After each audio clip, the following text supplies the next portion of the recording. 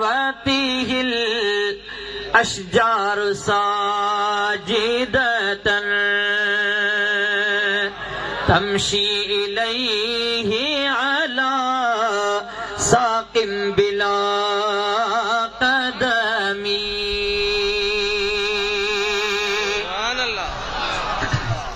फरमाए तो नबी करीम सल्लल्लाहु अलैहि वसल्लम जे सदते वण बि हली आया आहिनि। उन्हनि रस्ते ते अची करे पंहिंजी ज़बान में फसाहत ऐं बलागत सां उहा गवाही ॾिनी आहे। हाणे वण जी ज़बान कहिड़ी आहे, असां तव्हां सिंधीअ में लिखंदासूं, ॿियो कंहिं ज़बान वारो कंहिं ॿी ॿोलीअ में लिखंदो, जेके असांखे सम्झ में अखर कोन ईंदा। हिंदीअ वारा जेकॾहिं अखर हुजनि त उहे सिंधी पढ़ण वारे खे सम्झ में कोन ईंदा। अरबी ज़बान में हुजे त कंहिं ॿी क़ौम खे सम्झ में कोन ईंदा। हबीब करीम जी जेका या शाहिदी आहे, उहो वण जितां जितां हली आयो ने। अल्लामा महमूद रहमतुल्लाह ताला अलैहि जेको आहे, अल्लामा महमूद आलूसी रहमतुल्लाह ताला अलैहि लिखियो आहे त उहो वण जेको आहे महबूब करीम जी पंहिंजी ज़बान में शाहिदी लिखंदो बि आयो। सुभान अल्लाह। उनजी जेका बि पंहिंजी ज़बान तौर तरीक़ो आहे आयो पे, उन जूं तारियूं लिखंदियूं पिया आहियूं त इबादत जो लाइक़ सिर्फ़ अल्लाह करीम आहे ऐं मुहम्मद करीम अल्लाह जो सचो रसूल।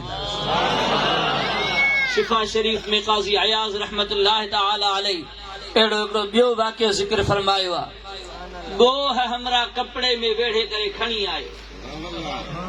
छा खणी आयो? गोह खणी आयो। नबी करीम सल्लल्लाहु अलैहि वसल्लम जा प्यारा उम्मती हो। गोह बि बुज़ुर्गनि लिखियो त मोल हुई, मोल गोह खणी आयो।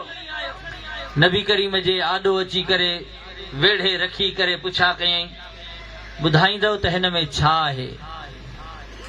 तंहिंजो मतिलब आहे त उन वक़्त जे माण्हुनि खे इहा ॻाल्हि ज़हन में हुई त ग़ैब जूं ख़बरूं ॿुधाईंदड़ नबी आहे, अणॾिठे जूं ख़बरूं ॿुधाइण नबीअ जो कमु आहे।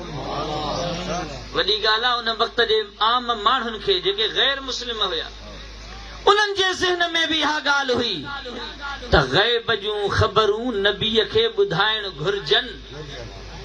सुभान अल्लाह चओ। नबीअ जो कमु आहे त उहो ग़ैब जूं ख़बरूं ॿुधाए।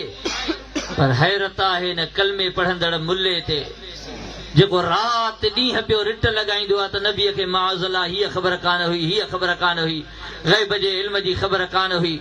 बसि शरीयत जो इल्मु खणी आयो हो, हुन जो कमु हुयो शरीयत जा मसाला ॿुधाइण।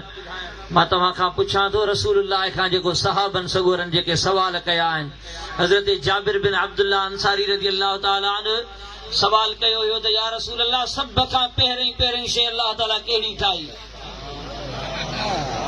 त हिन मुल्ले खां पुछो त इहो वुज़ूअ जो मसलो आहे या नमाज़ जो मसलो आहे? हा साईं, इन जो वास्तव ई कोन्हे को, न को वुज़ूअ सां, न को ज़कात सां, न को कंहिं ॿिए कंहिं फ़िक़ही मसलो त इहो आहे ई कोन को, न कोई असांजी ज़रूरत मझा आहे। हाणे असां खां इहो त अल्लाह साईं क़बर में या क़यामत में कोन पुछंदो त पहिरें नंबर ते मूं कहिड़ी शइ ठाही, ॿिए नंबर ते कहिड़ी शइ ठाही। असां जो हिन सां वास्तो ई कोन्हे को। पर सहाबी सगोरे जो अक़ीदो ऐं ईमान ॾिसो। मुसन्नफ़ अब्दुर रज़्ज़ाक़ में रिवायत मौजूद आहे। उन ये मुस्तफ़ा करीम खां पुछो त अख़बिरनी अन अव्वल शैइन ख़लक़हु अल्लाह तआला क़ब्ल अल अशिया।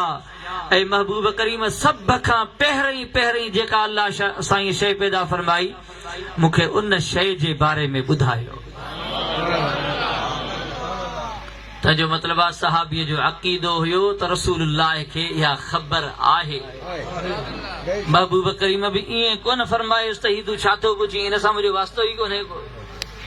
पर न, महबूब करीम जवाब ॾेई करे उन जे ख़्याल ऐं अक़ीदे जी तौसीक़ करे छॾी।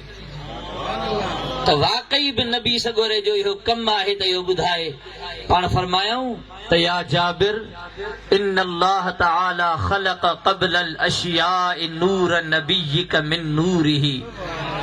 ए जाबिर सोना सब खां पहिरीं अल्लाह ताला जी ज़ात बाबरकात तुंहिंजे नबीअ जे नूर खे पंहिंजे नूर मां पैदा फरमायो। सुभान अल्लाह।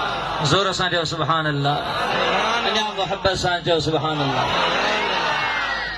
अव्वल नूर